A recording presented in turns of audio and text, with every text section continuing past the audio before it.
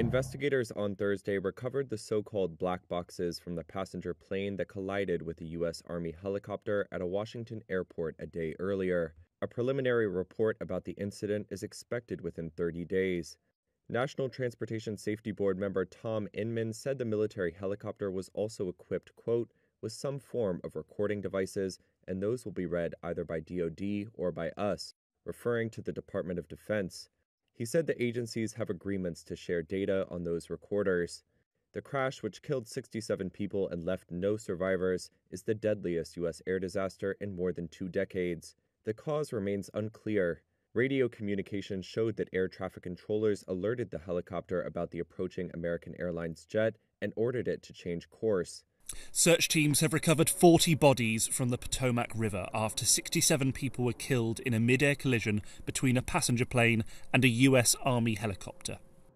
The black box flight recorders from the passenger plane were also recovered and are being examined by experts from the National Transportation Safety Board. 67 people on board the 2 aircrafts were killed. It's the US's deadliest aviation disaster in almost 25 years. Rescue operations were switched to recovery operations. The search has been made difficult by freezing conditions, with divers swimming in icy waters. Reports have said that the search was briefly suspended due to the weather. The cause of the collision is unclear. While the investigation could take months, investigators have pledged to release a preliminary report within 30 days. Passengers on the flight included a group of figure skaters, their coaches, and their family members. Their deaths have devastated a local community. The plane was landing Wednesday night at Ronald Reagan National Airport when the collision occurred.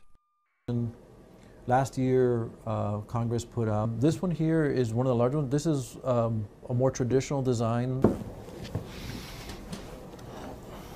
The recorders are key elements of information to help investigators determine what went wrong and how to do better in the future.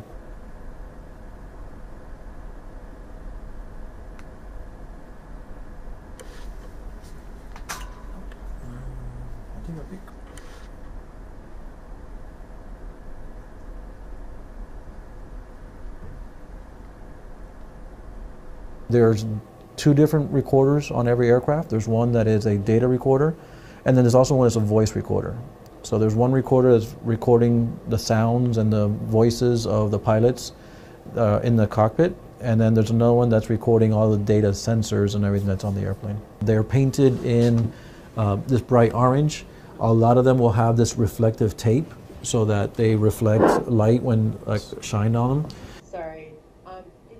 They're designed to survive the worst of accidents, and that includes underwater. If the aircraft is submerged, that they would survive, the information would survive even after being underwater.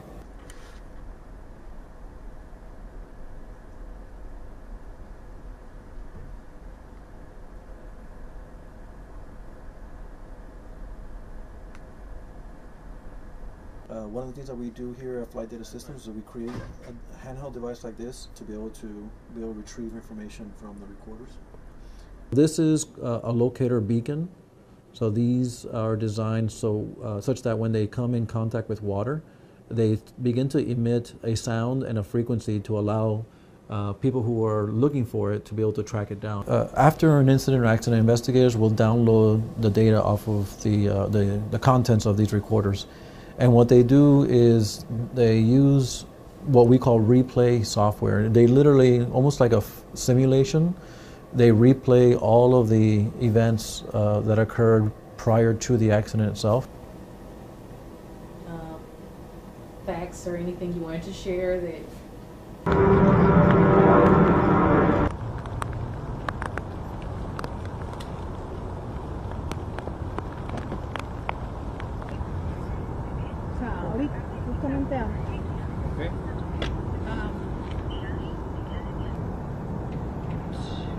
Ok, pero o sea, ahorita vamos a hacer lo mismo.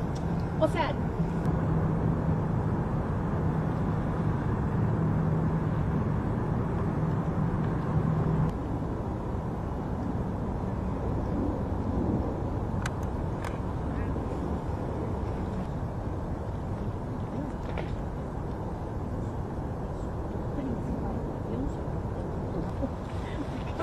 Because yesterday was the same.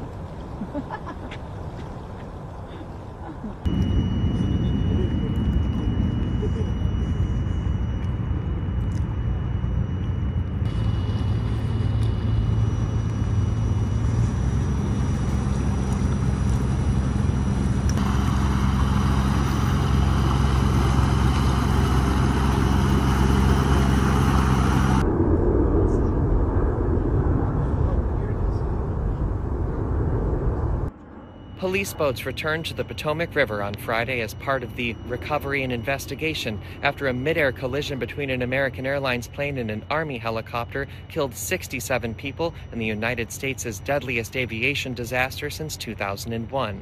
Both the black boxes from the American Airlines flight and the Black Hawk helicopter have been recovered from the water. Over 40 bodies have been recovered, and on Saturday, more salvage equipment is expected to arrive to help pull more wreckage from the water.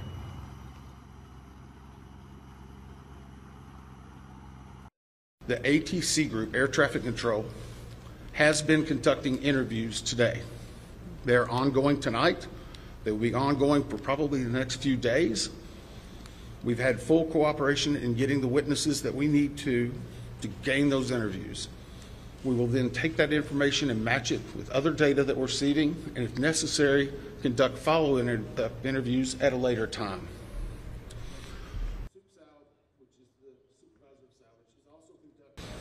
I want to clarify one thing. There's been a lot of questions and discussion regarding manifest. Let me make this very clear. The NTSB will not and has not released a manifest. We have not in our history, not in our past. We will not be in this accident. In fact, there's specific congressional language that whenever it is in our possession, it is not available through the Freedom of Information Act. It will not be included in our report. We will not be putting any names of any of the victims. Any release of that information will come from other individuals or groups. We recovered from the CRJ 2 separate recorders. One was a FDFR, that is a flight data recorder. FD. That was actually in what we consider good condition. As part of that process, it was soaked in alcohol overnight. It was then opened today, and we have a high level of confidence that we will be able to get a full download in the very near future.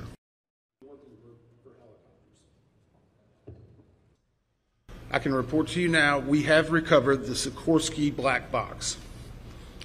It is safely at the NTSB headquarters. It will begin an evaluation, just as the other 2 recorders did last night, to determine when and how to take action. I can tell you from a visual inspection, we saw no exterior damage that would indicate that it was compromised at this time. So we have a high level of confidence that we will be able to have a full extraction from that as well.